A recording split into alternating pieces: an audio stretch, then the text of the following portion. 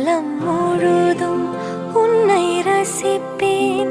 ஆசை மழையே பேசும் அழகே, என்னை மறந்து உன்னை இசைப்பேன். உனக்காக இனி நானும் வாழ்வேன் பிள்ளையே. திருக்கோவில் மணி போல உன் சொல் கேட்கிறேன். உன்னை தாண்டி பேரழகு எதுவும் இல்லை இங்கே. ஜீவன்